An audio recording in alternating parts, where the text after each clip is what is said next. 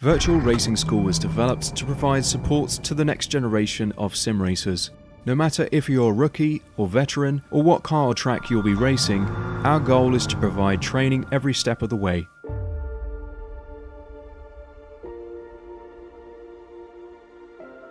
We found that iRacing can be quite difficult without proper training. There needed to be a way to prepare for on-track racing. With VRS, you can literally learn from the best sim racers in the world, including 4-time NASCAR iRacing World Champion Ray Alfala. And Ray Alfala is a 4-time champion of the NASCAR Pekin Freeze iRacing Series. 3-time iRacing Grand Prix World Champion Martin Kroenke. Martin Kroenke becomes a 3-time world champion. Rallycross World Champion Mitchell de Jong. Mitchell de Jong is now champion for the iRacing Rallycross World Championship Series. And many other top sim racers. Data packs include everything you need to start learning. Our World Championship coaches create the data packs by setting a hot lap or a series of fast laps for you to compare, analyze, and replicate. Data packs also include a tutorial where the coach points out techniques they use to hit the fast lap. This gives you access to the latest driving techniques and setups before you even hit the track. Sign up for a free account and download the VRS telemetry logger. With this application running seamlessly in the background, your laps automatically start syncing to the VRS website. From there you can analyze and compare 2 laps of your choice, whether it's your data, the coaches, or your teammates. VRS will automatically target improvement opportunities so you can get up to speed even faster. VRS also makes it easy for you to request and schedule one-on-one or group coaching sessions. These sessions can range from 30 to 90 minutes, and you can select the car, track, and setup combination of your choice. Visit virtualracingschool.com today to sign up and get started.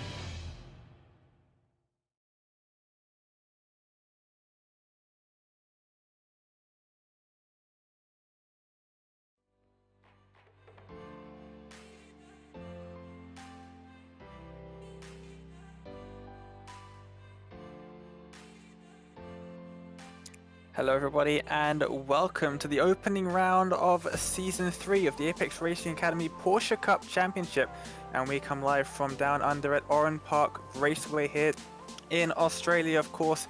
My name is Dane Baird with Weihan Chan alongside with Samuli Kumo up in the production booth. And Weihan, it's good to get a 3rd season of the Porsche Cup Championship up and running. It's proven to be very popular amongst drivers and viewers alike in the first couple of seasons, and Season 3 looks to be very much the same, as we've got 51 drivers signed up for this first race of the season, and looks to be a good one here at Oran Park. Well, it certainly is such a massive field, and also not a better place to begin the season other than Oran Park. Of course, this racetrack does not exist anymore in real life, but it is here to stay throughout here in the iRacing world. And of course, this track, we all know it. It's crazy, it's flowing, and you have to get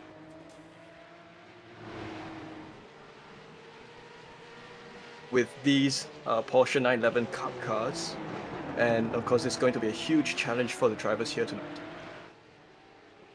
Yeah, absolutely. And you might be wondering, 51 drivers at Oran Park might be a little bit cramped, but no, we do have a different race format for this.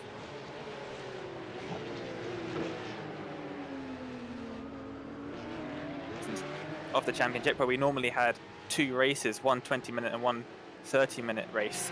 This time we've got 2 heats. So similar to if you watch Rallycross, we'll have two heats. Based on qualifying, the drivers will be split up into those 2 heats. So half the field will be in heat number 1 and half the field will be in heat number 2. They'll both be 15 minutes long, and then we have the Consolation Race. So the drivers who finish in the top 12 of their heats, they go through to the final, and everyone else goes through to the Consolation Race, which is like a last chance qualifier. And then the top 6 from that, which is 10 minutes long, will go through to the final, which means in total we will have 30 drivers in the final at least, or at most in that final. And so we won't have massive grids around here at Oran Park, because that would be a recipe for disaster. As you can see, we're currently in qualifying around about halfway through. The drivers have got 10 minutes and as many laps as they can do. to set the fastest lap time, and that will determine which heat they go into. So drivers who qualify in odd positions, so that's first, third, fifth, etc., will go into heat number 1, and drivers who qualify in an even position, second, fourth, sixth, and so on, will go into heat number 2. So that's how the drivers will be separated, and I'm really interested to see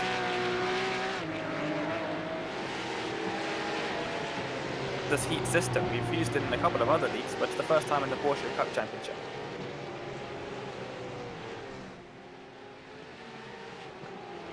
At this point is Andrea Alberti with a blistering lap time of 1:05.476. Of course, we can just see that most of the grid are just separated by a matter of 2 seconds, which is very, very close, and more so for this huge field here at Oran Park. So, the layout of this track is quite special. There is a figure 8. Of course, the first half of the sector of this track is pretty much where, we'll expect a lot of close racing, a lot of the drivers treading the line, especially with the choice of the racing line, more so the first corner. That's where drivers will have to be careful not to overcook the corner entry. Yeah, it's a very tricky circuit, this one. There's no tarmac runoff to speak of. There's that little tiny bit on the outside there. It's more like an access road rather than tarmac runoff. And it does have the Yokohama Bridge, the crossover, one of, I believe, 3 circuits on iRacing that has a crossover on the circuit, if you count the Owendale figure 8 as a crossover. I'm not counting Motegi and Monza that have, of course, the oval crossing over the circuit, because very rarely do those layouts actually get used. Yeah, it's joined Suzuka with tracks to have a bridge crossover on the main layout, which is a nice little gimmick that the circuit has, and it provides a bit of a challenge too, because that bridge is quite small, and you can see the cars do get a little bit unsettled over the crest. Luckily, it's a straight line, but you've got to swing it hard on the right as you head over that crest to make it for the next corner. And you can see it's a very tight, twisty circuit, very short, only 1.6 miles. One of the shortest circuits we'll be visiting across the entire calendar. And as you can see, only 1 minute and 5 seconds is currently the fastest time in qualifying. There's still 3 minutes left though, so that's potentially 3 more laps that the drivers can finish. Actually, no, because we're using the heat format, it'll only be 2 at most that the drivers will be able to finish from now. And through this final part of the circuit, lots of blind corners. It's really difficult to know where you're going here. You've got to do a lot of practice laps to get your sight in. Otherwise, pretty easy to find yourself on the grass, and in some of the places, very easy to end up in the wall as well. Let's see where Season 2 champion Kamil Grabowski can end up as he comes across the line. It's a 1 minute 5.758, which will not be good enough to get him anywhere out of 5th. Speaking of champions, we've got quite a few of them in the field here today. Season 1 champion Nick Madsen, I believe, is joining us for tonight's race.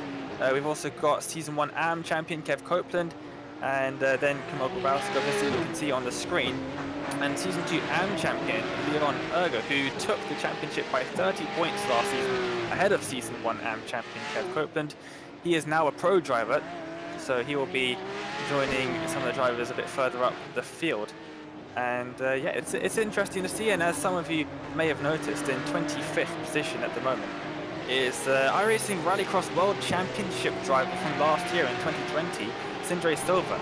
And the Porsche Cup car isn't his favourite car of the lot, but he is out there on the circuit, currently in 25th, 7/10 off the provisional pole. And yeah, it's good to have such a strong field that we have here today. Sure is. As the drivers come towards the final 2 minutes of qualifying, I think not too much opportunities for the drivers to nail their lap times down. Good use of the exit there. Let's have a look at where Lewis Ward comes in with his qualifying lap time. He does improve on his position. He goes up all the way to up to 10th with a 1:05.776, and I think he's going to call it. Yeah, probably is going to do that one. Here is Kevin Finn, another one of the champions. That's in the field, not in the Porsche Cup Championship though. He is the inaugural ARL GT Teams Championship. He was the AMS champion along with EJ O'Donnell Lines in that Kairos competition car. Very beautiful car, I must say. And yeah, he is in the AM Championship, I believe. And he is currently the highest placed AM driver in the field. He's in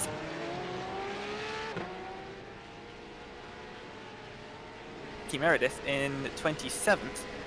And yeah, so he's doing extremely well out there as he comes around to set another lap time. 6/10 off the fastest drivers, but doing a very good job there, 17th overall. And there we go. Everybody's kicked very unceremoniously off the circuit. Qualifying is over and we can get ready for the first of the heats. So as we await the grid for the first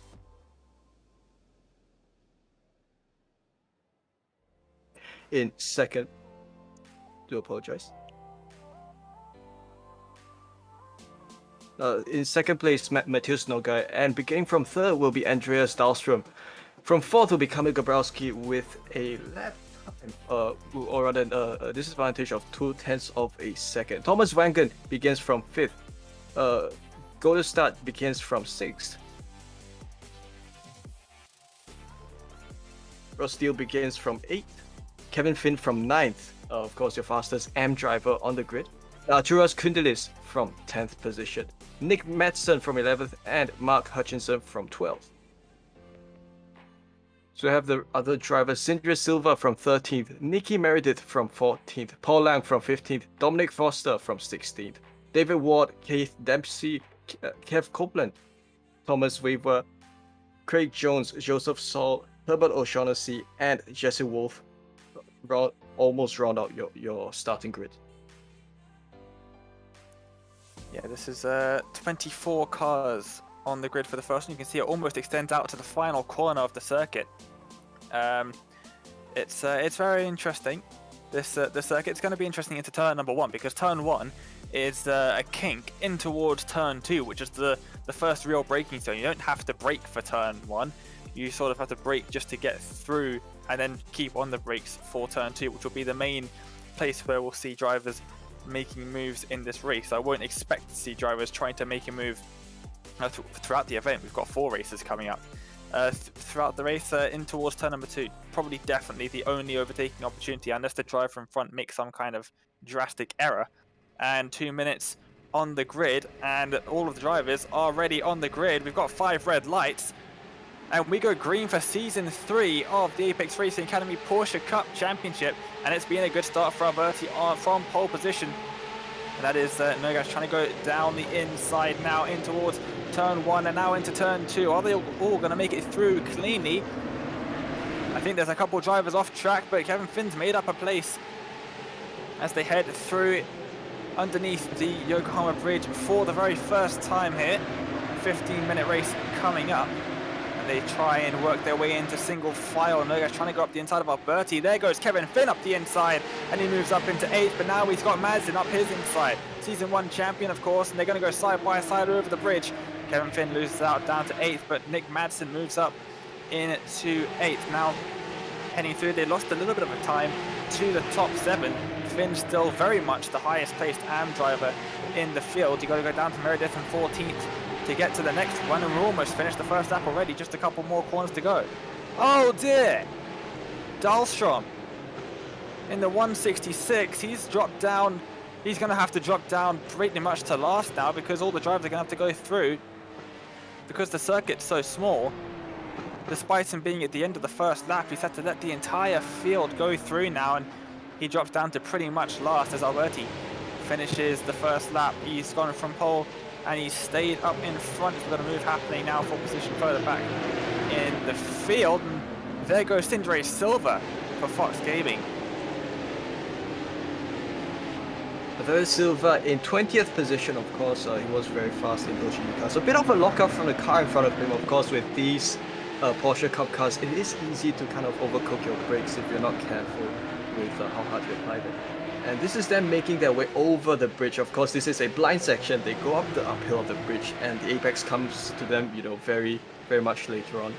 And of course, they're going through this section very nicely here. So this is some pressure that's coming from Sindre Silva on the drivers of Nathan Healy and Joseph Saul. A three-way battle for what I would imagine to be 17th place. And oh, this is a bit of between Nicky Meredith and the other Porsche behind there. Of course, flashing his headlights. Not exactly pleased with that, but of course these are tin top cars and I think they can take a bit of rubbing. And yeah, that's not great for Meredith. He's lost out a couple of positions to some of the drivers. There's someone going off track there. David Ward, who has quite a bit of damage to that car. That's a car going cutting through the corner over the grass. No way of stopping that one. And connects Nathan Healy, who was the innocent bystander in that one. Gets knocked off the circuit in the SCCR Sim Sports car. That's not what you want to see. A lot of damage to that car. And you can pretty much bet that Nathan Healy will be making his way to the Consolation Race. No doubt about that. Remember, only the top 12 will make it through to the finals from the heats. So you're looking at Dempsey in 12th, with Hutchinson just ahead and Forster just behind in that drop-off point there in 12th position. As a couple of drivers making their way through the field, but as we start lap number 4, it is Stella Alberti leads. He's got a slight gap, and he is increasing that gap as they head through, but two Evolved racing cars just behind of Nagash and Grabowski, they're hot on his tail.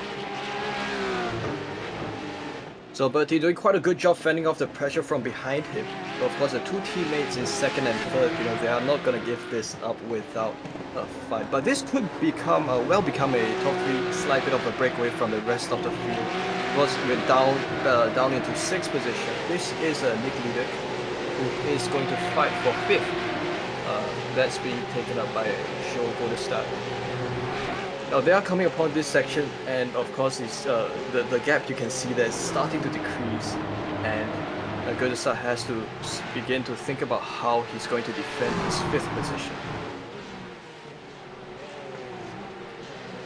A little bit loose up over the crest there, and you can see a couple of the drivers behind very close together heading into this final corner. There is that wall on the outside of the circuit, so not too much room for error heading into that final corner. If you lock up, you can pretty easily find yourself making friends with that wall on the outside. Are we going to see a move here? This is Ross Deal looking to go around the outside, but I think just thought the better of it in the NSR Esports team there, the Welshman. And he will stick back in 10th. He has got a little bit of a gap between himself and Forster, who's in 13th. Forster has to try and get a move on a little bit, because otherwise he'll be making his way into the Consolation. Remember, only the top 12 progress.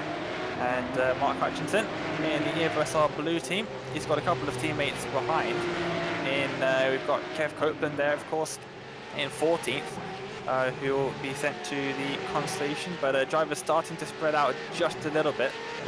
It's actually a pretty good thing that we have such short races in this heat format, because at Oran Park, it's the field.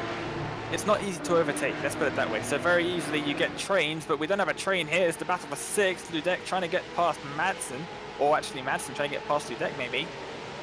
He's on the inside. Both cars have actually no. Madsen has a tiny bit of damage to his car. Is he going to try and send it up the inside? No, he's not. He's covered off. He sends it up the inside for turn number 2. And Madsen gets up into 6th place. So that can't keep that position. And now they've got Kevin Finn just behind.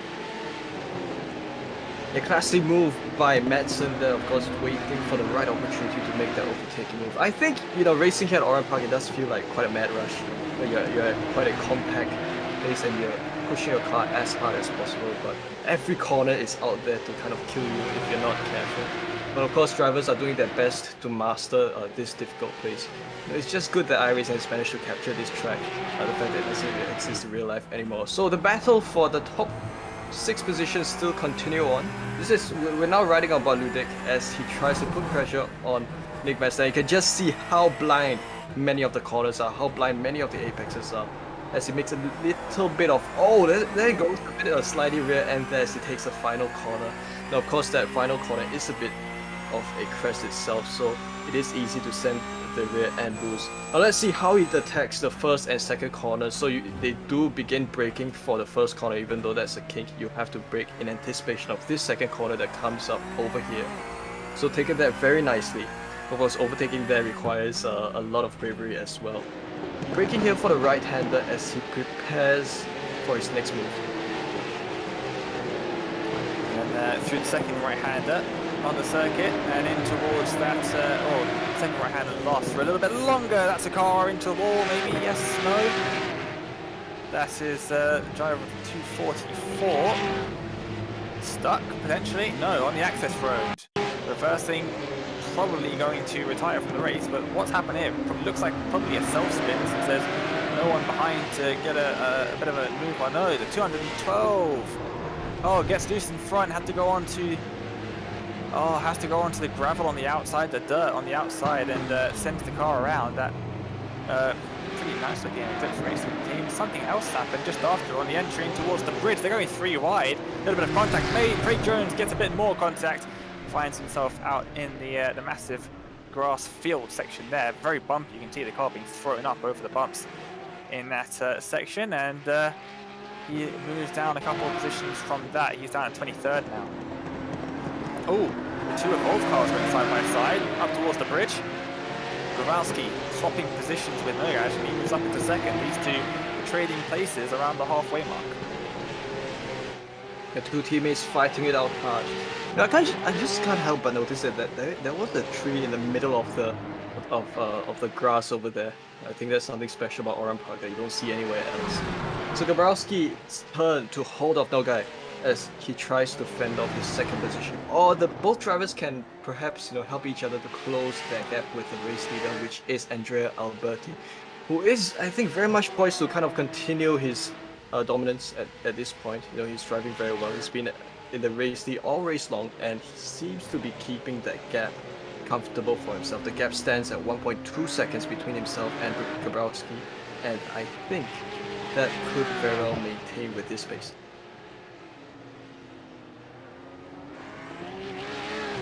Yep, he's looked very strong in qualifying and now in the race as well. There's still 5 minutes left of the race, of course, so anything can still happen, especially at this circuit. Not one of the more commonly used circuits, so the drivers don't have as much experience at it as they might have at, say, Nürburgring or Monza, just to name a couple. But yeah, he's doing a brilliant job out there. Well, I think any track would be better than the Nordschleife, especially. Oh, side by side, that's very close. It looked like they're trying to get past Nick Madsen once again. They're going side by side through the final sector. I definitely would not be brave enough to try and pull something like that off. But a good defense from Madsen and keeps 6th position. You see that train all the way back to Hutchinson in 11th. And it looks like we might have a move further back. That's Deal trying to go down the inside of Kundalis, but just can't get alongside into the braking zone, has to pull out of it.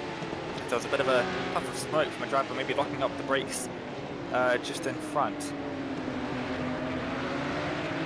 So let's see where Ross Deal can make his move next. Of course, there are plenty of overtaking opportunities on at Oran Park. Of course, each corner is tricky. All the corners are tricky to make overtaking moves. We're now with Paul Lang. He's down in 20th position. He's thinking of perhaps making a move for 19th, but of course we don't have much time left here in this first heat. So whatever moves that drivers want to make, they have to make it. Oh, no, that's interesting. He just made the move on Wolf. So of course now it's Wolf's turn to perhaps think about going for a comeback move. So doing the racing lines very nicely across this part of Oran Park, coming up the crest as usual. And of course I think he's finding himself in quite a comfortable position at this point with 1.5 seconds of gap.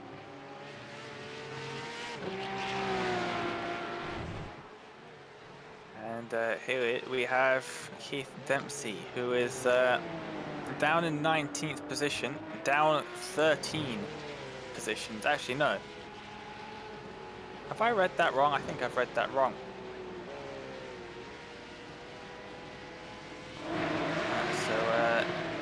So he's lost quite a few positions out there. Not doing too well, but we'll have the chance in the Consolation. The Consolation works pretty well when there's a circuit with quite a few overtaking opportunities. Oran Park is no such circuit, so might see a bit of desperate driving happening near the cutoff point in that Consolation. So it's going to be an interesting one to watch. We still, of course, have Heat 2 before we get into that Consolation. So still lots of racing yet to come. Forster is under pressure from Silva. Of course, this is Sindre Silva, the iRacing Rallycross World Championship driver from last year, looking to try to get back into that one this year He's driving for Fox Gaming. He drives for Nitro Circus in the iRacing Rallycross World Championship, and he is hot on the tails of Forster at the moment. The Norwegian very close indeed. You will have pretty much no doubt that within the next couple of laps or so he'll be trying to make a move down towards that turn 2, or possibly earlier. He's almost pushing Forster around the first sector as they head up the hill now towards the bridge, just clipping the curb on the apex. This is going to be a close battle at the cutoff point. This is what we like to see. This is why I love heat racing, because you get these battles in the midfield, which means so much more than you normally would. Yeah, very intense show here, because drivers only have less than 2 minutes to think to make their moves work. So Silva is not going to back off at any moment now.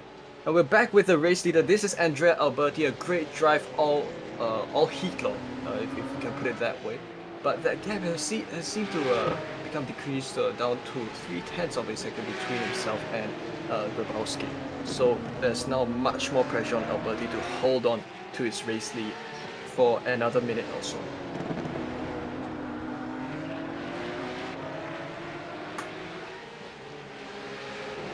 Absolutely, Grabowski pretty close there in the 195. I don't think Camille will be able to try and make a move though, but second in heat number 1 will put you third on the grid for the final, so definitely not a bad position to be in. And as Alberti crosses the line in a few moments time, we will get the white flag. So there will only be really one more opportunity to make a move, and I don't think Grabowski's close enough. Yeah, I think probably the opportunity has just become over, so it could well be Alberti's race for this one, as he takes the first and second corners. So right now it's all about how well Alberti can keep his car on all fours, as he does so very well through turns 1 and 2. It's now down to the figure 8 section. Of course, this is where quite a lot of overtaking can happen. Then again, it's also down to how well Alberti will be able to defend his car.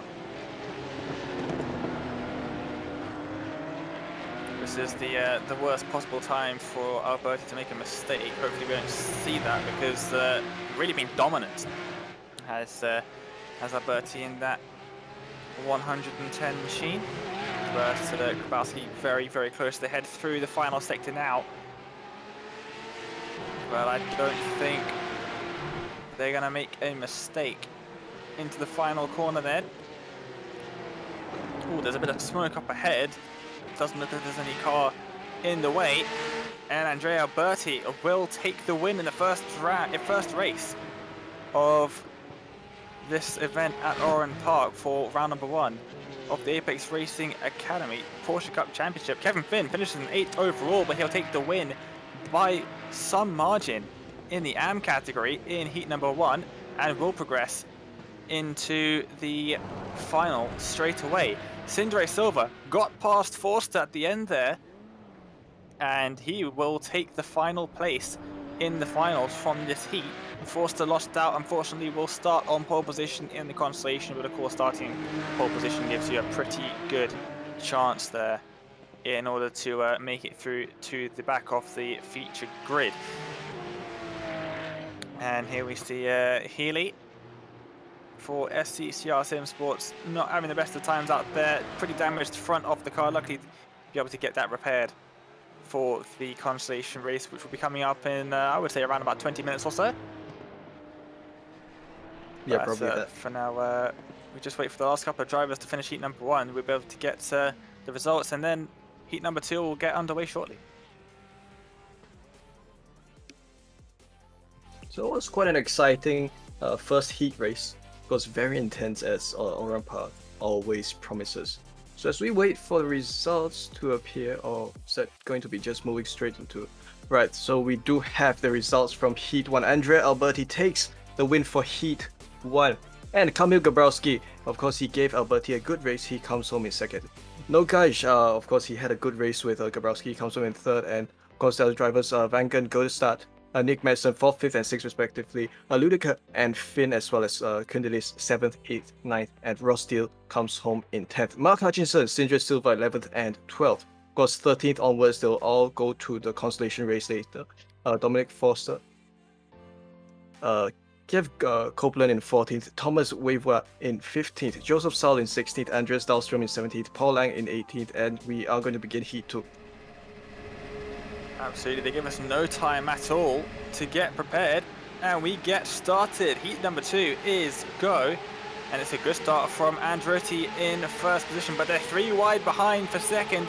171 looking up the inside, won't be able to make it, but around the outside goes Costa, gets ahead for a brief moment, but now it's going to be under pressure from Christensen, who goes up the inside, and the Fox Gaming car, there was a bit of a pile-up maybe further behind. Couple drivers involved in that one as they head through the first sector for the first time. That's not good. There's going to be a pile-up there for sure. Quite a few drivers involved in that one, including, I believe, Sam Fitzpatrick, who is one of the members of Apex Racing TV, so be sure to pick up on anything he does wrong today. There he is in the 131. Oh dear, this has not gone well. Heat number 1 was a lot cleaner start than this. That's not good at all. At least 5 cars involved in another pile up there. Oh, and the 221. James Parker just, who's that? Johnson gets a bit of a tap from someone trying to rejoin the circuit there. This has not been the cleanest start at all.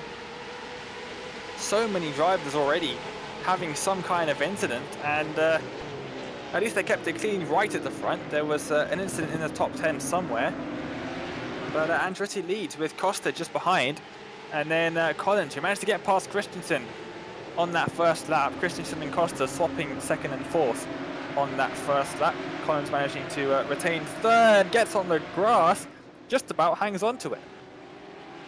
Yeah, the fact that there are no real tarmac runoffs here at Oran Park, does make the track a bit more difficult for the drivers, especially, as they have to keep all fours on between the white lines as much as possible.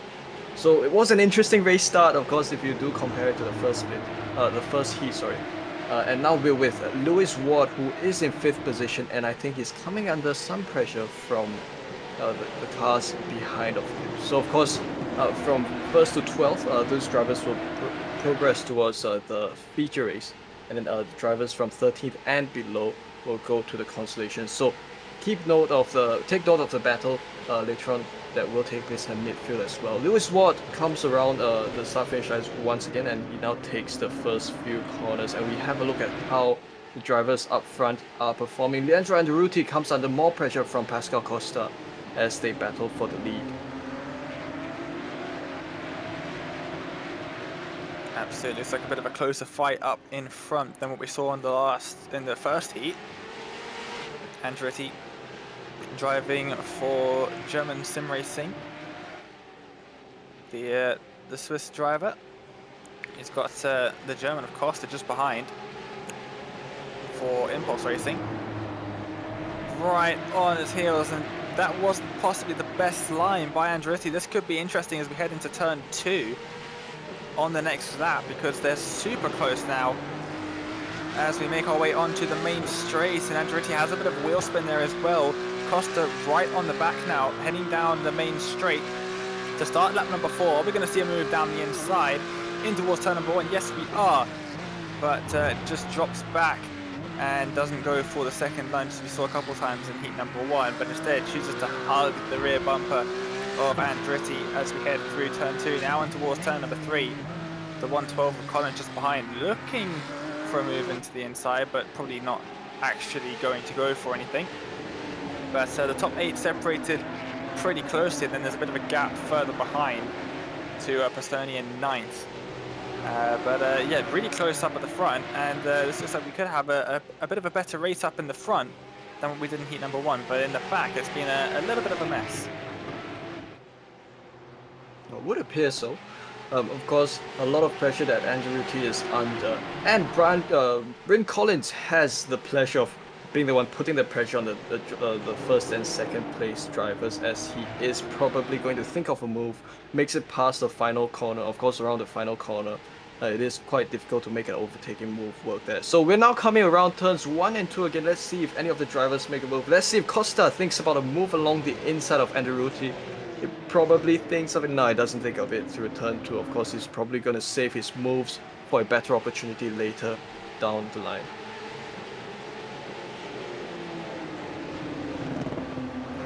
Less than a car's length separating the top 3 from each other as they headed through turn number 3 there, and again as they head through turn 4 and up towards the bridge there. Really, really tricky circuit. You can see from this camera angle particularly that crest, the drop, you don't see the apex until you're right on top of it.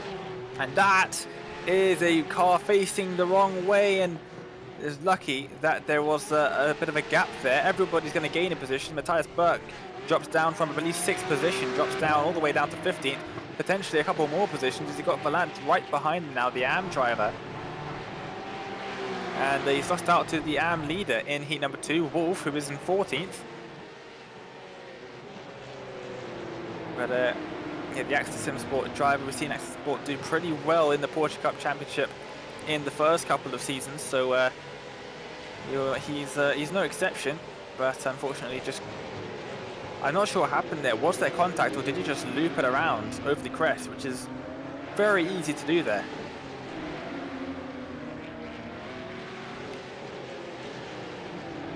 So some more racing action. This is Giovanni Tononi in 17th, and of course an AM driver in 16th would be Christopher Land.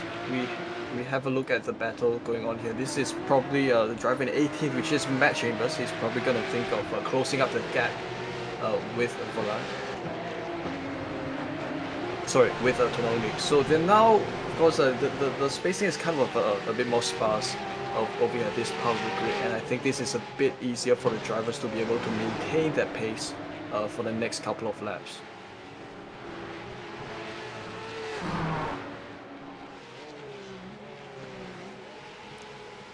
Up at the front, close as ever. Half a tenth of a second was gained by the leader on that last lap, and you can see that the gap must have been absolutely nothing, because those two cars still separated by, I would say, a meter, if that, as they head through turn number 3 now. The line's absolutely perfect from these lead cars, just clipping the curbs in the right places, running out all the way to the white line, but not even touching the grass.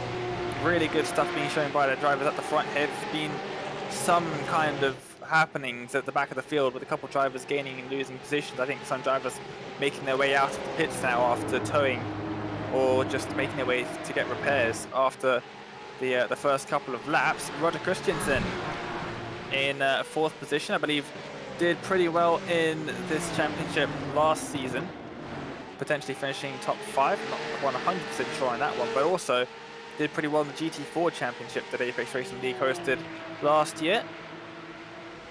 So no stranger to the front of the grid in Apex Racing League. And a bit of a lock-up from the leader.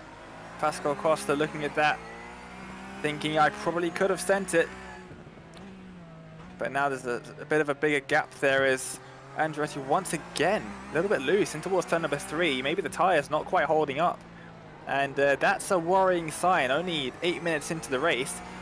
Because, yeah, that feature's quite a bit longer than 8 minutes. So it's all well and good getting to the front row of the feature by winning heat number 2. But if your tyres aren't going to make it, that's not going to help you all of that much. So probably got to work a little bit on keeping those tyres a bit fresher, because Pascal Costa is probably just biding his time at the moment in 2nd place. Can see that Andretti is probably falling a little bit out of shape.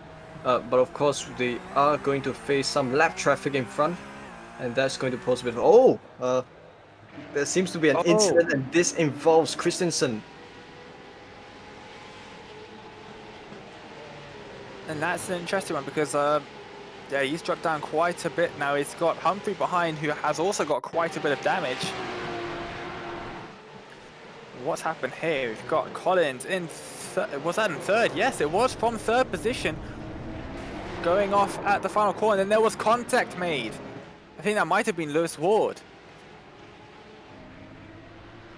It was Lewis Ward. That looks like it's gone into the back of Christensen. And that's why Christensen's dropped all of those positions. So 2 seconds in the final corner there at the front of the field. And that's allowed, missed us frequently. Sam Fitzpatrick has made fun of Max Wolf quite often, so he's probably feeling the pressure quite a bit right now with 5 minutes left in this race, because Wolf definitely a very quick driver indeed. Currently leading the AM class in this race, of course, and he's going to be putting Sam Fitzpatrick on under a little bit of pressure, as there goes Leon Erger, and he is Season 2 AM champion. He's now moved up into Pro, and there goes Sam Fitzpatrick up the inside of the second as well, and he moves up into 11th, so suddenly that pressure from Max Wolf not there anymore, but he is under a little bit of pressure from the second just behind now. Yeah, that was an interesting move. Of course, this does mean that Sam Fitzpatrick is at an even more secure position, that is 11th. So, a bit of contact in that sense, a Saxon and a few other cars around, and that was an unfortunate incident that's now led to a couple of cars, and Max Wolf especially, who is now down to 15th position.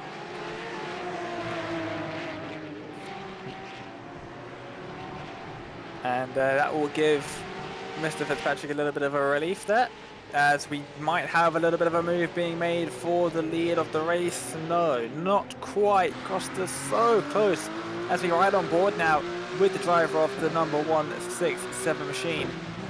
In second place, looking for the move into turn number 3.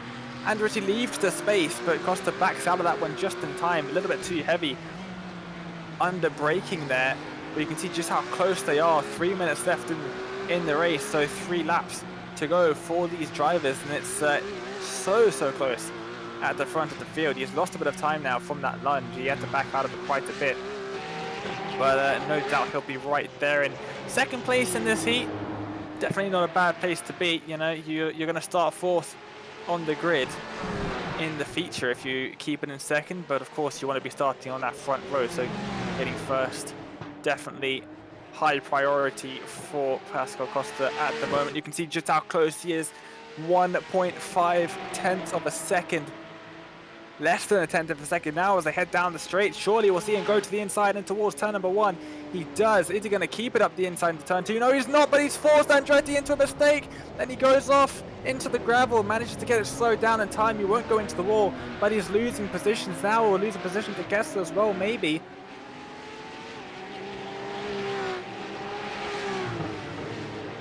That was an unfortunate incident, and Andretti is now dropped down. Somehow he's managed to retain his podium position, so he's now over to 3rd position. But of course, I did also observe that Costa did go for a bit of a tighter line through the corners, a bit more conservative, whereas Andretti would kind of push his lines a little bit further. So Costa, newfound race lead. Is he going to be able to hold on to this, as he is a huge 2.7 seconds ahead of the rest of the field? So that is some margin that he can make use of. He comes around the final corner, but of course this probably won't be the white flag because there is still 1 minute 40 seconds to go, and he is going to approach some lap traffic, so that can perhaps play to his advantage as he tries to hop over the various cars in front. I just kind of like how these cars, as they take the first corner, they go very close to the pit wall before turning into the corner.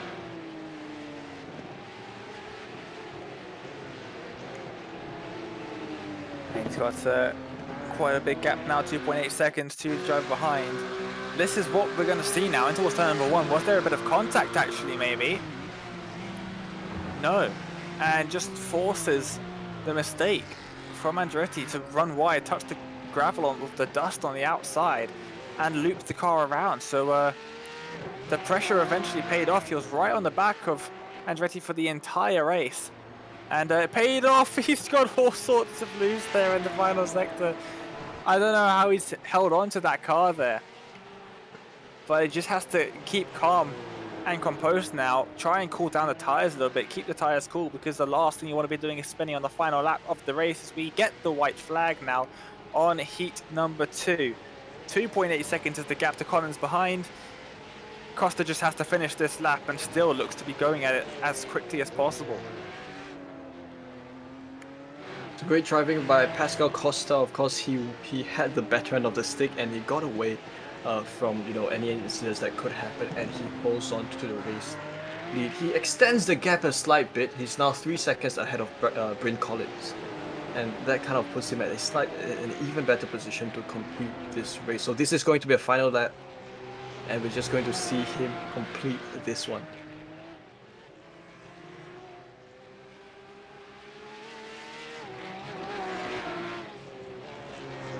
Absolutely, just a couple more corners to go then. Up over the blind, crest of 10 and 11, now into turn number 12. And around the final corner, Pascal Costa, second for most of the race, but takes the lead when it counts and crosses the line to win heat number 2. Will start second in the feature grid. Collins will finish second, and Andretti, what could have been, finishes third in heat number 2. Let's see who makes it into the top 12. Fitzpatrick and Berg. Look at the massive cluster of cars as they cross the line there. The whole grid from, what, 9th to 13th. All finishing at pretty much the same time. But it will be Tononi in 13th who will start second in that Consolation. Berg just about managed to get up into 12th after that incident that we saw on the first lap. So good for him. And Sam Fitzpatrick will start in the midfield in the feature race. Gets through first time of asking. So not shabby from Mr. Fitzpatrick. Winning the AM race in heat number 2 was Wolf and Verlant in second. But they will both start in the Consolation. So the only AM driver to make it straight into the feature was Kevin Finn.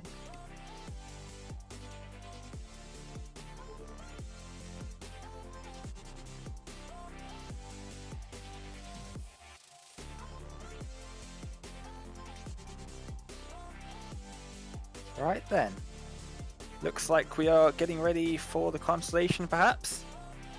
Yep, we are. Drivers getting onto the grid already. And here are the Heat 2 results. We've got just a few moments until the Consolation race will start, but those top 12 from Pascal Costa to Matthias Berg are the names that we'll be seeing for sure in the feature race. Everybody else goes into this Consolation race. They get no break whatsoever, 60 seconds at most. There are the rest of the drivers. A couple of those drivers not finishing that heat, unfortunately, but they do get the second chance. And although it's unlikely to get into the feature from the back, remember, only the top 6 go through to the feature from the Consolation. Let's see who they're going to be as we have 5 red lights. And we go green for the Consolation. And it's been a good start from the driver in second, actually. Forster. Actually, Tognoni makes it up the inside there in towards turn number 1. Forster's on the grass, but manages to keep hold of it. Wolf goes up the inside as well. Are they going to make it through cleanly? No, they're not. Keith Dempsey involved, and I think pretty much everybody below 13th is been involved in that somehow. They're going side by side, 3 rows back through turn number 3. They're going to have to sort themselves out at some point, as there goes Meredith Blackhall in 17th, now dropping back the Aussie. At the home circuit, someone's gone off in front. That's forced chaos at the start of this Consolation. Someone's already towed to the pit lane, and Ward didn't even take to the start. As we've got Chambers in 6th position, having to hold off from Dahlstrom in 6th and 7th there, heading in towards the final corner now, side by side through here. That's incredibly brave. I definitely would not want to do that. Dahlstrom just about making the move up into 6th, and there's a car going a little bit wide. That's Waywar in 5th. As we finish the first lap, Tononi leads with Wolf in 2nd, then Copeland, Saul, Waywar and Dahlstrom just about hanging on to 6th, but makes the move up into 5th. And now Wheel might be under pressure now from Chambers as well. There's a car going over the grass and off the circuit. That was for Lant, taking out at least 3 drivers in that one as well. Well, that was an unfortunate incident, of course, few cars affected by it. This is Paul Lang, and he's gone alongside Nathan Healy. Of course, Nathan Healy made the move up a position, and it's probably going to be Craig Jones who will continue to make a move as they go possibly, no, not too wide, but obviously they shared the track as they went over the bridge. And Craig Jones makes the move ahead of Paul Lang and goes up to 13th position. So of course there is no, the threshold is not at 12th position at this point. It's going to be up at P6. So the battle might be a little less intense at this point, but it doesn't seem so. Craig Jones leads this battle pack of 5 cars. And we're now over with Joseph Saul as he tries to defend 4th position from Andreas Dahlstrom. Is this going to be a 2-wide battle, as this is a huge incident at the final corner? Nathan Healy is involved. Oh, and a bit of secondary contact there as well. That's a tough one to get going again because you're stuck in the wall. The track's quite narrow and cars are coming through it a hell of a pace. Now let's see what happens here to drive on the 287. Someone spins in front. Oh, and just can't avoid and gets more contact from the 212 behind. Oh, and narrowly avoided by the cars coming through a bit further on. A little bit of secondary contact there. And it looks like someone else spun further up ahead out of the corner as well. That is a very unhealthy looking Porsche Cup car. And that is very unfortunate stuff there. Macaulay in 15th in the 215, catching up to Stringer, I believe. Both of them driving for SECR Sim Sports, but 2 separate divisions of them, so they can run separately in the team's championship. Tononi finishes the 3rd lap of the race and sets a 106.0. The top 6 starting to settle down just a bit. They're spread out slightly, but 5th, 6th, 7th and 8th pretty close together there as they head out of turn number 2 now. You can see there they are, and we were in the 270 down around the outside. Saxon trying to go around the outside. Chambers just behind as well. So this battle for the top 6 is heating up a little bit as we near the halfway point of the race. There is chaos in turn number 1. You can just about see it in that shot. Some contact, I could hear it, see the smoke as well from the cops spinning out. Something happened at turn number 1 whilst we were watching this battle. Oh dear. It would appear to be just Wolf and Jake Blackhole. Something big must have happened at this part of the track. But Blackhole goes on a recovery drive. He is in 12th position, 6 places down from where he began from, so that must have been quite a big loss for him. We're now back with Dahlstrom as he possibly thinks of a move with Copeland. He goes along the inside of turn 1, very good move there, and he seals the move for 3rd position. Now is Copeland going to go for a comeback move because he seems in a good position to do so. Of course, the gap is now 4 to 5 tenths of a second, and it does seem like Dahlstrom has sealed that move up for P3 as he makes his way around the various corners up the bridge. Of course, this is the one corner where the apex is very much blind to you, and he makes it work for it.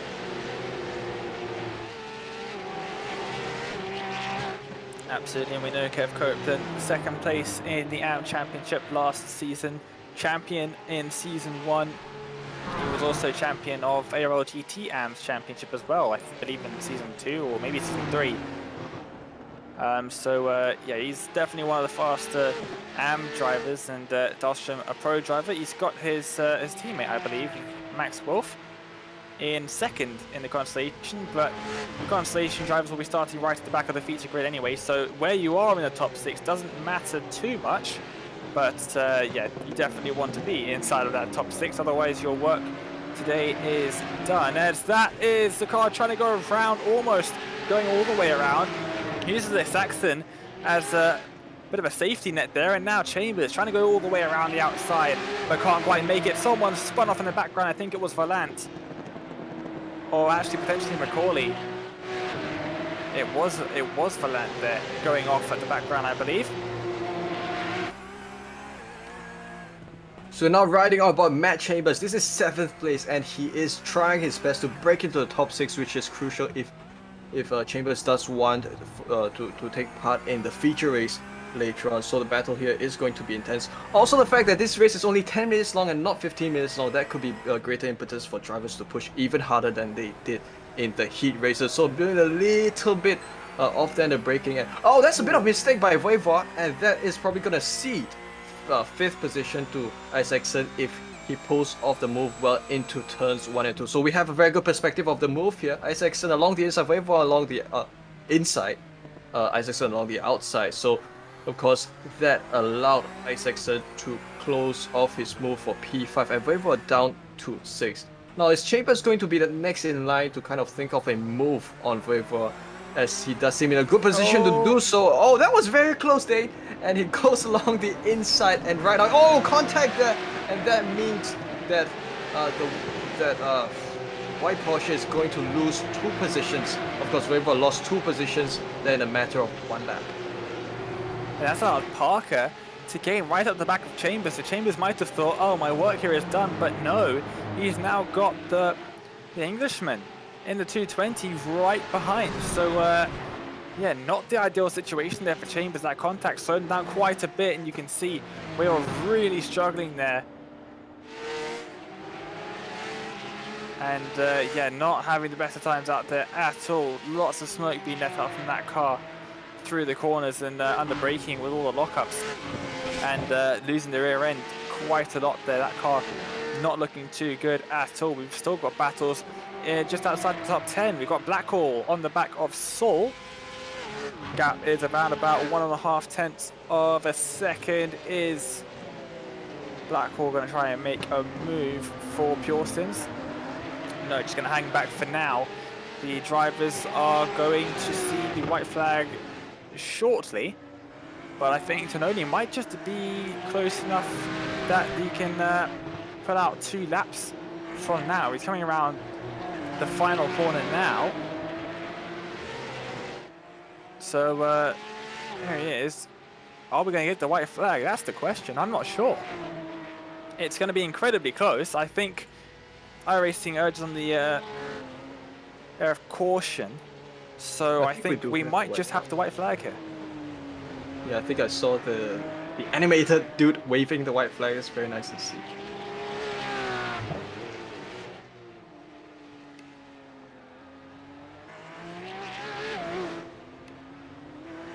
So let's have a look at Max Wolf, who is in second. Of course, he lost out on the opportunity to have a direct ticket to the feature race just now in Heat 2. But if he does well here, he will continue on to the feature race.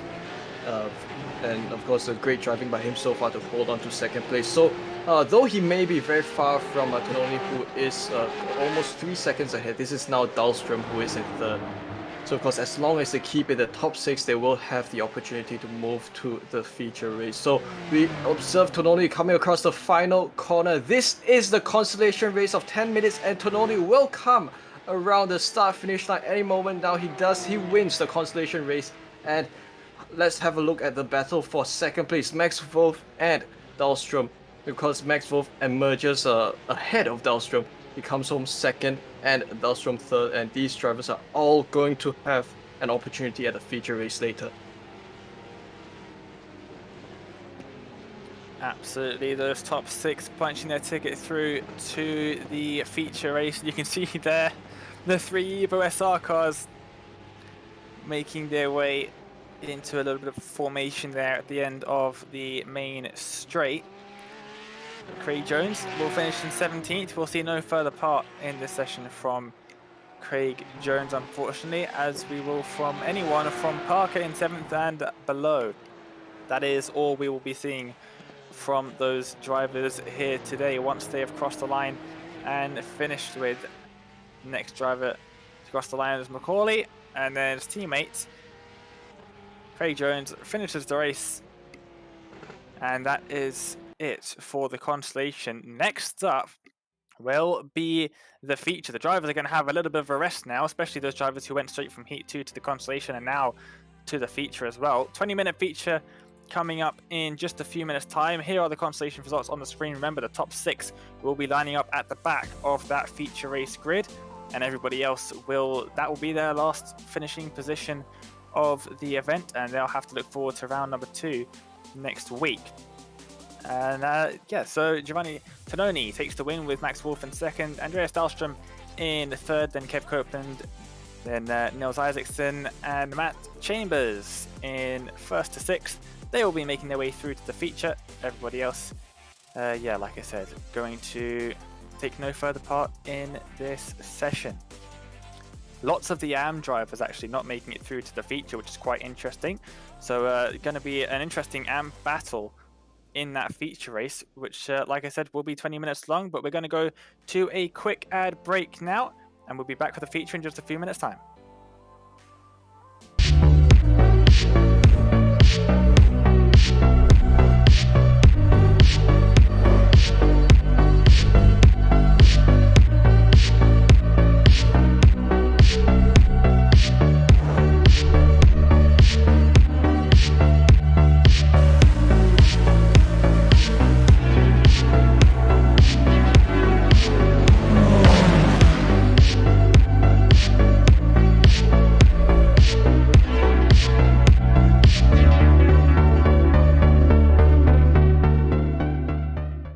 Are you new to sim racing, or maybe a veteran struggling to reach the next level?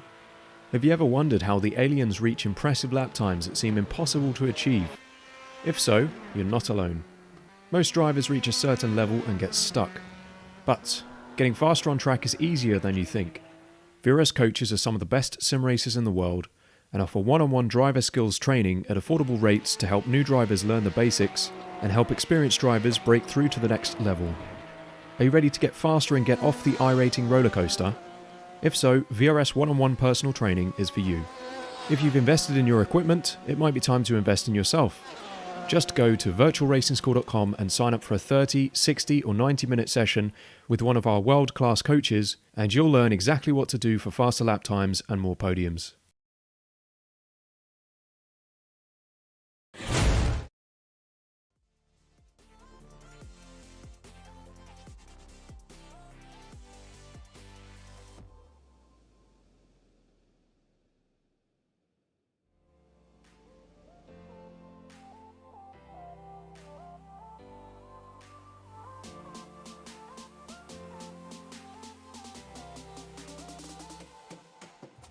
Welcome back to Oran Park, where we are just about to start the feature race in the opening round of Season 3 of the Apex Racing Academy Porsche Cup Championship by Apex Racing League. As you can see in the background, the crowds are packed as we are waiting for the drivers to line up on the grid, 30 of them in total for this 20-minute feature race, which will make up the bulk of the points these drivers will be scoring here today.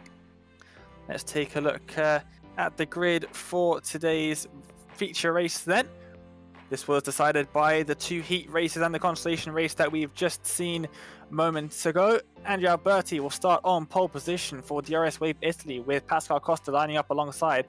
Then Kamil Grabowski, Bryn Collins, then Nogaj in 5th, Andretti in 6th, Wangen, Kessler, Goddestad and Berven. Rounding out the top 10, Nick Madsen and Pisoni in 11th and 12th. There is the rest of the grid on the screen now as everybody is lined up on the grid, and we are moments away from starting. Most notably, Kevin Finn will line up on the grid in 15th, the highest AM placed driver, the only AM placed driver in the top 25. And we're ready to go. 5 red lights and we go green for the first feature of the season. Alberti instantly covers off the inside line in towards turn number 1, but pulls away. Costa gonna look to the inside, no. We'll settle for second as we head in towards turn 1 and turn 2 for the first time. There's a car going fast off the circuit. There's Nogaj off the circuit. Huge incident has happened in turns number 1. They're going 3 wide all over the place. Massive incident, and there's another car off in the background as well. It's taken out Kevin Finn started in 15th. It's taken out a couple more drivers as there is a car stricken on the circuit, and even more drivers getting caught up in the mess. Huge pile up here on lap number 1. Wolf takes the AM class lead overall in 17th. Alberti leads the race still though, with Grabowski in 2nd and Costa in 3rd. Grabowski managing to make up that position from the start of the race. As a minute has passed and we're just heading into the final corner now, but absolute manic start, and the cars are still only separated by like 0.3 of a second throughout most of the midfield. It would appear that a whole 30 drivers, 30 cars are packed onto this Oran Park track, and it's certainly going to be exciting. Of course, this is 20 minutes longer than the than the heat races, so there's probably ample time for drivers to stretch themselves a little bit. This is Nick Ludica. He is behind Berven, and of course this does appear to be a very high pressure section of the grid at this point. A lot of battles that could take place as someone trying to make it too wide This is Thomas Top. He's ahead of Nick Madsen and Bob Humphrey. Of course, that was an overtaking move kind of being done as they approach this sector. So they're now taking to a bit of side-by-side there, fortunately not coming into contact as they go up the bridge. This is just very intense.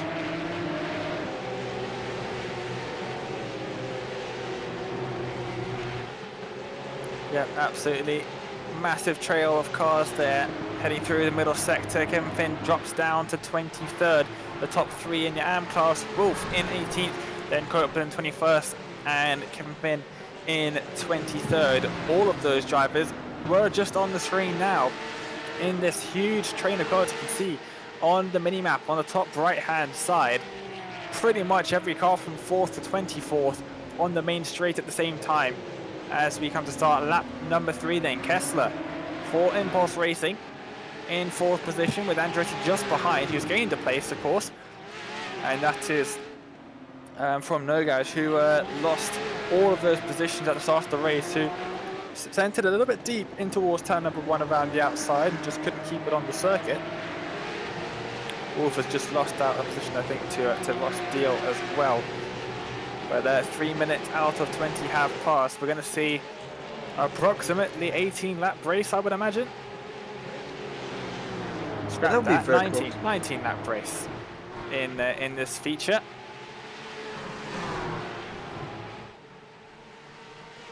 So of course, Andretti had a great race earlier on. He's now down in 5th position, and of course there were battles going on between himself and Pascal Costa. This is Christensen, and he seems to have been overtaken by, or rather, he's now alongside Nick Ludeker, and this is an interesting battle side by side. So how is this going to shape up as they take on turn 1? It is probably going to be, they're still too wide, they're going to a corner. Someone's locked up in front, so that might be something along the way. And Christensen overtakes for the position. We're now with Kessler and Andretti. So of course, if Andretti does overtake Kessler, we might kind of see a repeat of Costa versus Andretti later on in the race, and that will be certainly exciting to see. But as you can see on the screen now, top 3 have separated quite a bit from this group from 4th and onwards. Kessler leading that group. Alberti, Grabowski and Costa, they've checked out a little bit. They're already going through the final corner now, and yeah, they've got quite a bit of a gap now between those drivers. And just looking through the order there, Kevin Finn is caught up to Kev Copeland 1 position now, so battle for 2nd in the AM class right now ongoing inside of that huge train of cars, leading all the way from 4th all the way down to, like I said earlier, 22nd now. All of those cars in one huge battle, all of them separated by less than a second, each of those cars. So a massive train of cars happening in the field at the moment, and they're all jostling for position as we've reached 1/4 of the race length. Roger Christensen for Fox Gaming in the 171 machine. Norwegian on the back of Berven now. Fellow Norwegian, but for Team Vikings, which is Christensen's former team. So Christensen fighting against his former teammate now for that 8th position. Looking very nicely. Of course, they're taking this what's called a dog leg. Of course, it is a chicane, but with a crest, which makes it even more difficult. So go around final corner, a bit of mistake by Berven. You know, of course, with the final corner, it does get a bit easy to get a car loose. And Andretti makes the move. I was thinking of making a move up to 4th position. This is too wide into turn 1. Will Andretti be able to make his move? Well, it does seem so. Oh, a bit of lockup as he goes into turn 2, and he might have pushed Kessler a bit out wide. But Andretti makes that work, and he is now in 4th position. And I think, yeah, oh, a bit of contact, and yeah, that was, yeah. Goes Glostad. And the 192 Fox Gaming car goes all the way down behind Kev Copeland. There is Kevin Finn in the 211. Trying to go for the switchback, actually, and I think he might have just about made that one work as they head over the bridge. Something's happened to Leon Erger, who's dropping down the field as well, but this is Nick Madsen. There is Leon Erger, and of course he is reigning AM champion unfortunately, will not be doing too well in today's event. Christensen now on the back of Madsen. These two had quite a few battles last season in the pro standings. We'll see if they can continue that here today. Let's see, as Bervin looking to make a move on Ledeck potentially. Down the inside on Pisoni, sorry. Oh, and a little bit of contact, Pisoni into the wall. Is he going to bounce back onto the circuit? No, the tyre barriers did their job and caught him in place, but now he's going to have to let loads of drivers through. There's Kevin Finn, Isaacson as well, lots of drivers. Oh, that's into the wall. Tyres Burke, something huge has just happened. Out of turn number 3, loads of cars off. What's happened there?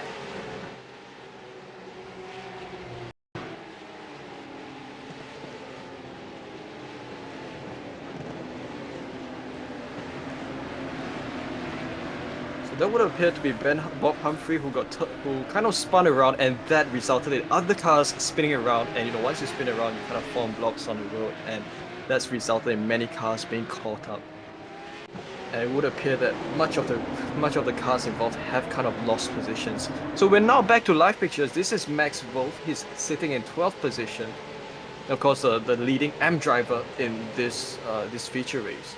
He's gotten ahead of Mateusz Nogai, and he's going to try to close the gap with Ross Steele, who is in 11th. So I think a bit of contact behind there. You know, I think we can't stop hearing crashes taking place, but of course it is Oran Park and it is what it is. Quite tricky for the drivers. And we're now down with Kevin Copeland. I think contact happened between them just moments ago, and he is ahead of Giovanni Tononi, who won the warm-up, one of the races earlier on. And this is going to be exciting. Too wide as they go over the bridge. Very, very good driving by both drivers to make the overtaking move. And this is 3 wide. It's going to be, a bit of contact, and that kind of resulted in a nightmare for these drivers. 4-5 cars involved. All of 3 drivers there off the circuit. There's the 211 of Kevin Finn. He's going to lose out to I believe that's Sam Fitzpatrick that's just got past there, with Humphrey just in front of him. And Kev Copeland just in front of these two as well was also caught up in that one. So quite a few drivers getting involved in that incident in the middle sector. There are actually 4 sectors for some reason on this circuit. Actually, no, I've got that wrong. There's 5 sectors on this circuit for some reason. It's a bit overkill for such a short circuit, but that is how iRacing sectors work. Yeah, you have Fitzpatrick all over the back of Humphrey here. You'd probably have 100 sectors at launch like that.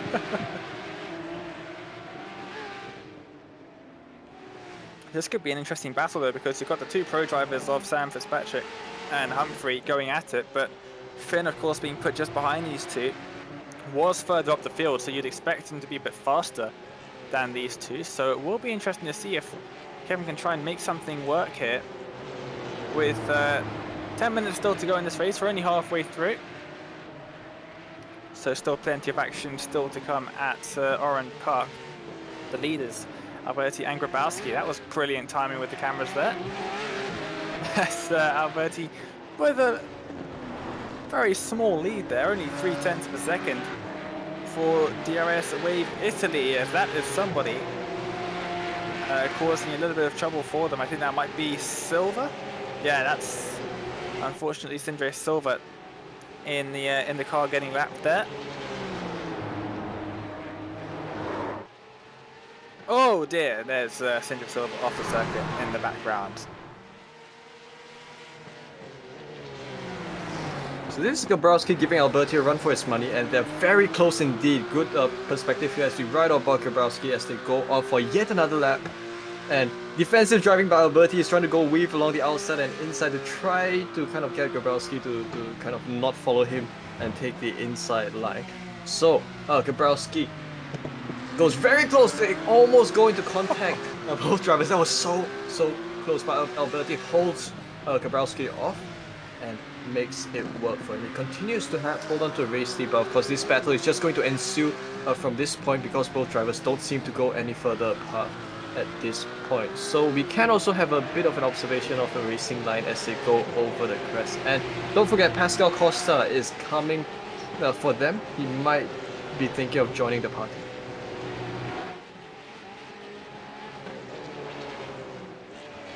There could be. Yep, definitely. And just looking back, Kevin Finn's just got past Humphrey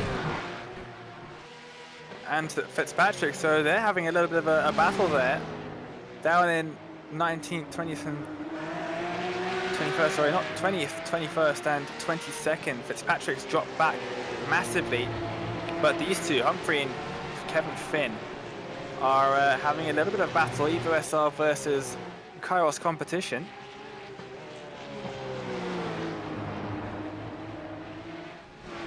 Must be your teammate, Dave.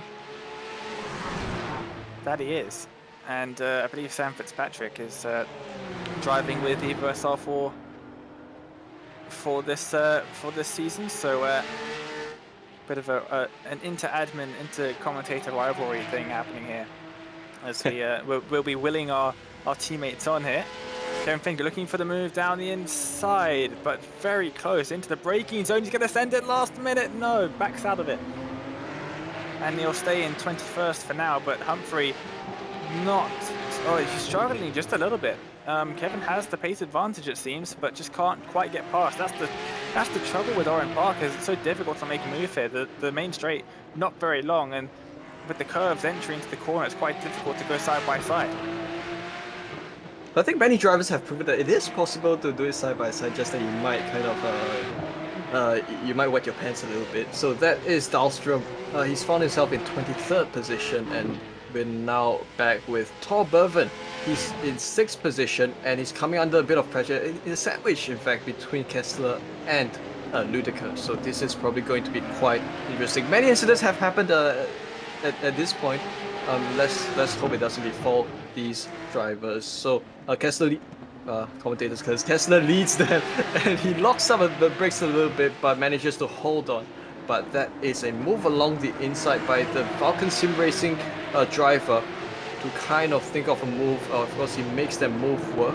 He gains a position, and so does the car behind him, and he makes the scheme of overtaking moves work.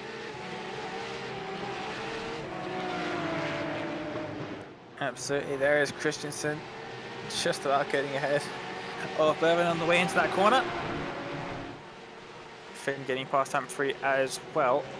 Moving up into the top 20, that's a massive dive down the inside of the final corner from Nick Madsen, and it's caused the deck to get a little bit squirrely now. They side by side. That's Christensen trying to get past now in 8th, trying to move up into 7th, down the main straight in towards turn 1 and 2.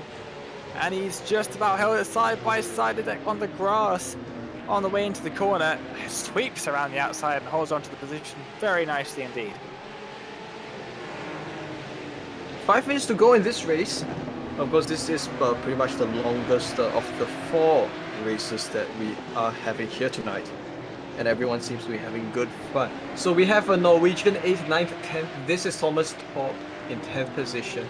Of course, his countryman from Team Vikings in 9th, just ahead of him. So he's probably going to have to try to close that gap. We're back with Andrea Alberti.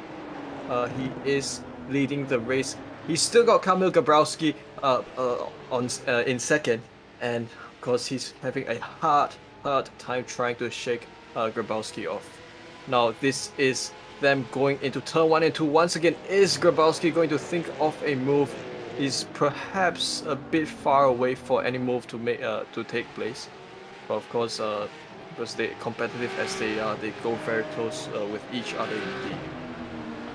And in last season, Kamil Grabowski known for putting the car where it wouldn't normally go, and some drivers would argue where it shouldn't go, making some incredible moves into some corners that you really would never have thought would possibly be an overtaking opportunity. We might just see some of that here at Oran Park. If he's going to do it at any circuit, make up overtaking opportunities where there are none. This circuit would be a pretty good place to start, and right on the back of Alberti in this one right here. Reigning champion, of course, is Kamil. And right on the bumper as they head out of the final corner. Didn't get as good of an exit, but you can see using all of the surface tarmac to the outside there, right up against the wall. All 4 wheels off the circuit, but it doesn't matter. There's no track limits out of that final corner. Doesn't make a move into the first corner on this time, but he has got to watch out for Pascal Costa behind as well, because of course we've seen Costa can be very quick indeed, and looking to the inside to turn 3 once again, but it's not quite there, but that's a little bit wide from Alberti. Is Camille going to try and make a move? He does. Super harsh defensive from Alberti. He's got alongside Grabowski up the inside, side by side, up over the bridge, and Grabowski takes the lead. A bit of contact between the drivers as Costa now wants a slice of the pie. He is behind Alberti now, and Alberti has to hold off pressure from Costa. So we'll see how this works out for the drivers in second and third. Both very, very crucial positions. Absolutely, and crucially, Grabowski with a 1 second gap over Costa, half a second over Alberti. That's not close enough for either of those two to make a move on him. So he's got a bit of a gap. We'll have 3 laps remaining in, maybe 2 laps remaining in this race. Once again, it's going to be a bit tight. They're setting 1:07. You can see they were setting 1:05 at the start of the race. The tyre starting to overheat, wear a little bit. It is Australia, so it's a bit hot out there, but you can see now Ledeck making a move. Actually, no, trying to defend from top. Oh, and there's a bit of contact, and that's going to allow, who is that Deal, to move up into 9th. Sorry, move up, yeah, Deal moves up into 9th. Torp is off the circuit. Torp's lost it all on his own. He gained all those places through turn 2, and now he locks up heading into turn 3 and loses all of those places and more. Down there's 3 Norwegian drivers in a row, 13th to 15th. Then you'd say none of them should really be that far down the field. Yeah, it's a bit hard getting used to seeing them at this pace. Of course, they would be relatively faster. But this is good is that he's kind of sandwiched between his countrymen once again. Of course, his countrymen from IGL Coatings iRacing and him himself from another team. And this is Christensen, who's made a bit of a mistake, and he's going to lose even more positions. And that's unfortunate for him tonight. We're back with Grabowski as we come towards the final moments of the race. Absolutely, he has got that 7/10 advantage that is so crucial for him. 3/10 is the gap between Alberti and Costa. I don't know if it's the final lap of the race or not. We just don't know. So it's going to definitely be interesting. Christensen heads down into the pit lane with the damage, which allows lots of drivers to gain an extra position. And we will see now, with just 10 seconds left in this race, is Kamil Grabowski gonna have to go around again?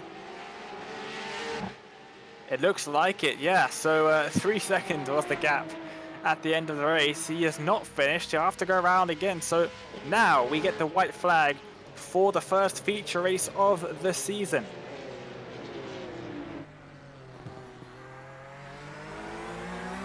Riding on board Pascal Costa, sorry. I'm not sure if he'll be able to make a move on Alberti this lap. He'll have to try and make something happen. Actually, Alberti just lost the rear end. Maybe we're going to see a similar move to what Grabowski did down the inside through here. He's actually done it. He used exactly the same move that Grabowski used side by side over the bridge. Costa takes second. Absolutely brilliant move to make it up into second. Has Alberti just come back though? Yes, sends it up the inside there. Side by side contact is made. Both of them over the grass, and Alberti hard into the wall. What a turn of events at the final moments, and Andrew T is probably going to go out for the move. Absolutely, now Andretti trying to make it up into the podium positions, but Kamil Grabowski finishes the feature race, wins the race, and finishes this race where he left off from last season. And Alberti's been turned around at the final corner. Is Kessler going to be able to make it across the line before? I don't know. As they head across the line now. No, just about. But Andretti and Alberti going side by side to the final corner. What's happening here? All sorts of stuff happening at the finish line. It's rush hour traffic. Absolutely, at the finish line. And there at the back, Kev Copeland takes second in the AM standings. And Kevin Finn will finish third in the AM race. Leon Erger sent his car into the wall multiple times. Bit of a frustrating event from the German, no doubt about that. Finishing 19th overall, will send it hard into the barrier once again. Mo Grabowski, though, was, I would say, pretty dominant in Season 2, and looks like he's continuing in that fashion here tonight. He's done a brilliant job there. Awesome move to get into the lead of the race near the end, and fully deserved that win.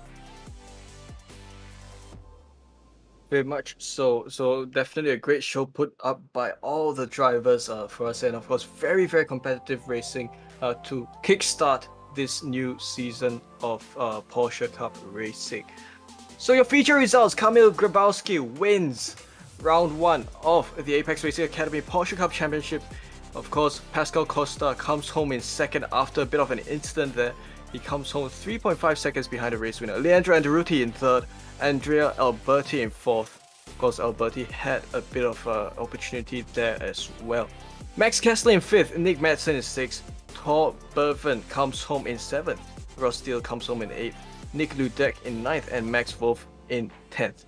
Matheus Nogai in 11th, Thomas Torp in 12th, Joe Vega Goldstad in 13th, Niels Isaacson in 14th, Mark Hutchinson in 15th, Bryn Collins in 16th. Kev Copeland, the first of your M drivers, in 17th, and Kevin Finn in 18th. Leon Erger in 19th, and Andreas Dahlstrom in 20th. So continuing to Sam Fitzpatrick, he comes home in 21st, Bob Humphrey in 22nd, Roger Christensen in 23rd, Simon Passoni in 24th, Giovanni Tononi in 25th, Thomas Vangen in 26th, Sindre Silva in 27th, Matthias Berg 28th, Matt Chambers in 29th, and Arturas Kundelis round up your finishers of the feature race here at Oran Park.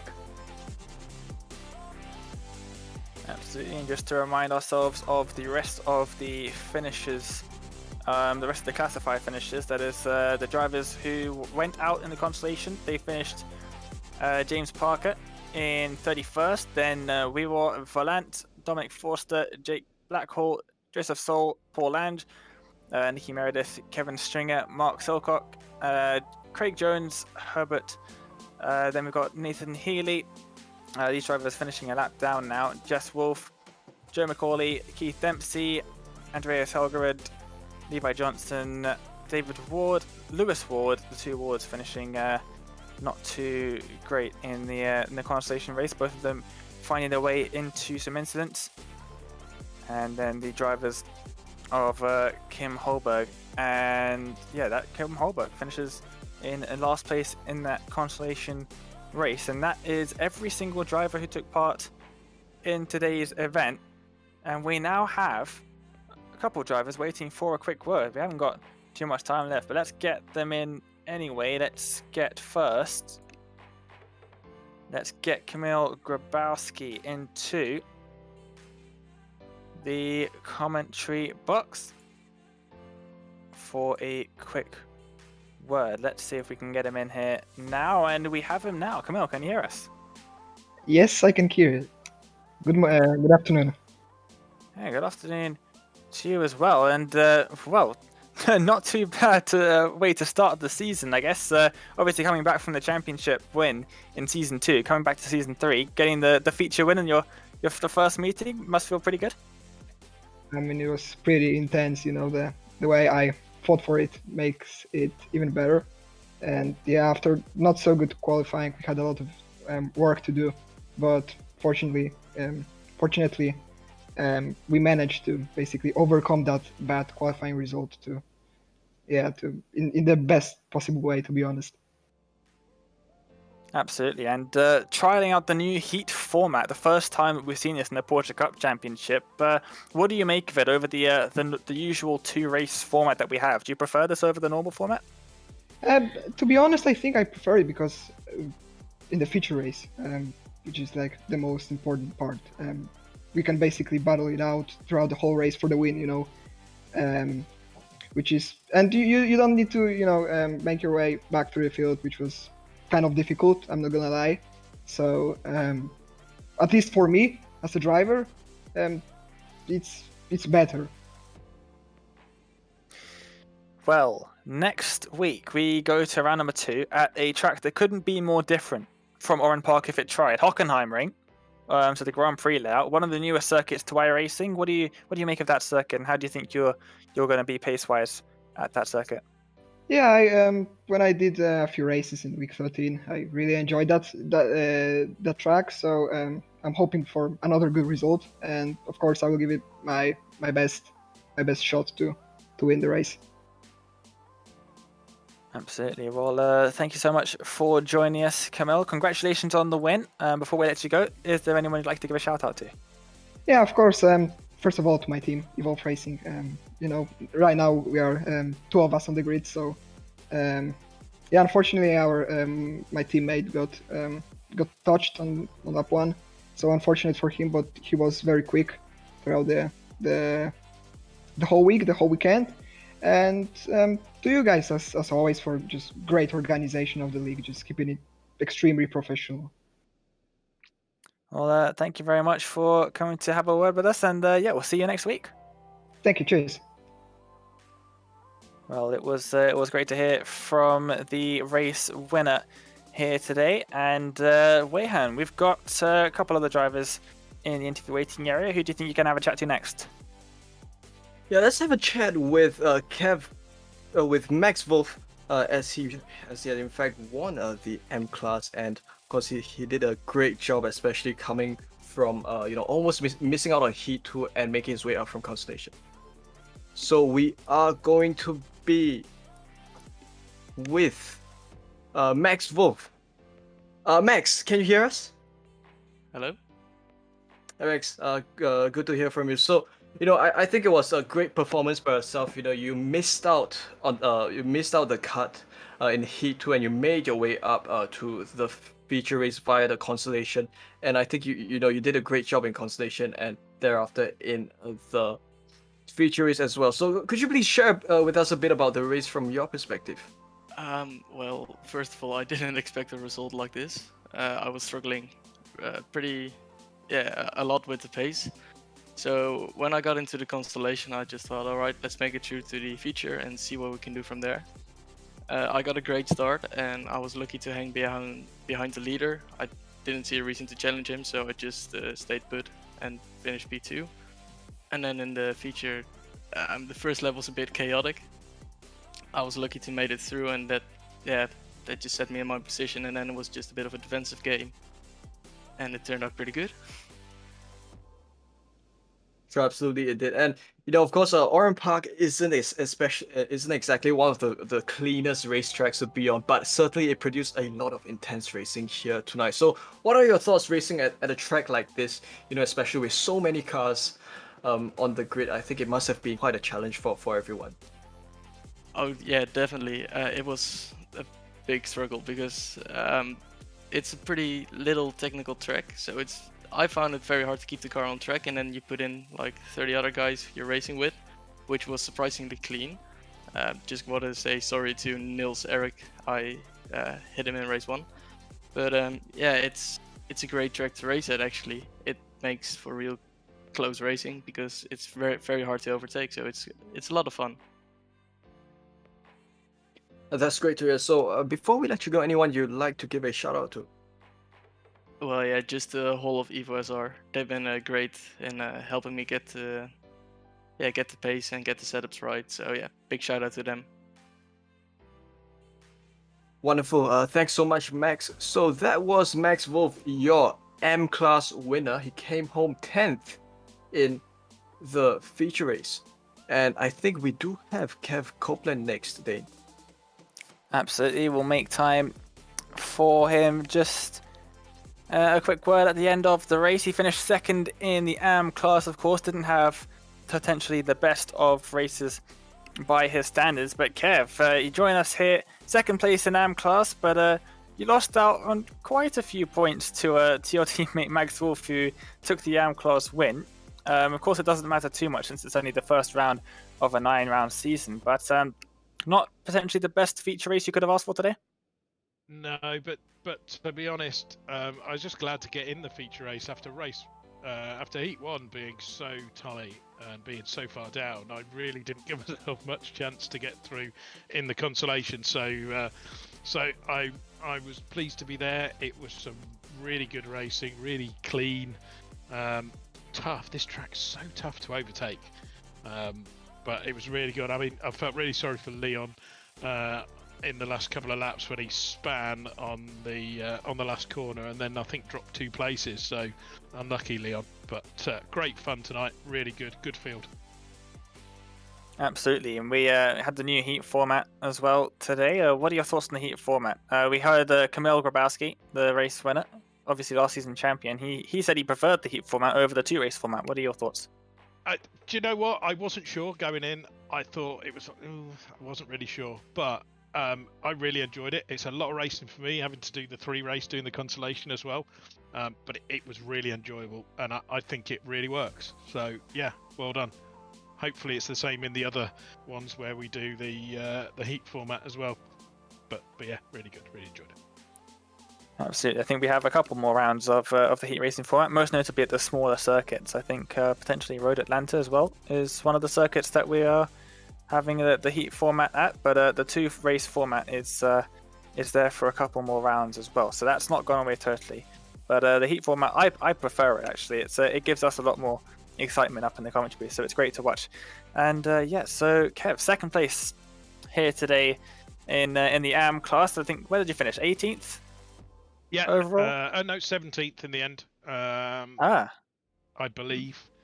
Gained a place right at the end. Gained a place right at the end by the sounds of things. So no, really pleased with that. It's a good start to the season, and hopefully I can build on that. And you never know. Hopefully I can make it into some feature races from the Heat race rather than the Consolation. But you never know. Absolutely. Well, Kev, thanks so much for joining us for a chat. Before we let you go, is there anyone you'd like to give a shout out to? Just my wife for supporting me and hopefully watching the stream next door, and you guys for putting on what looks like it's going to be a fantastic league again. So thanks. And thanks for joining us. And yeah, we'll see you next week. Bye bye.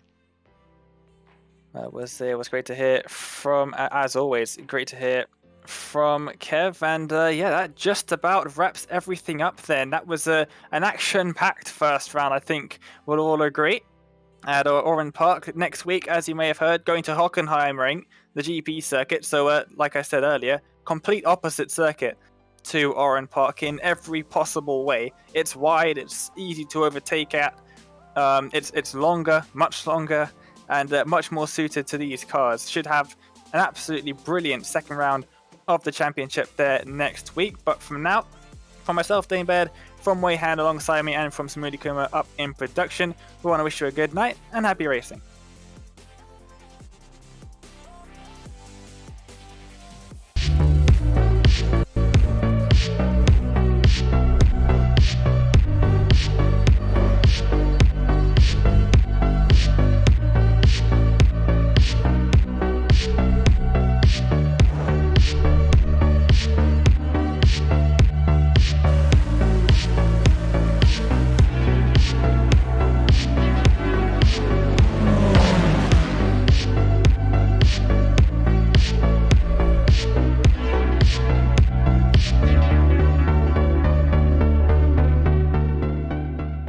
Virtual Racing School was developed to provide support to the next generation of sim racers. No matter if you're a rookie or veteran or what car or track you'll be racing, our goal is to provide training every step of the way.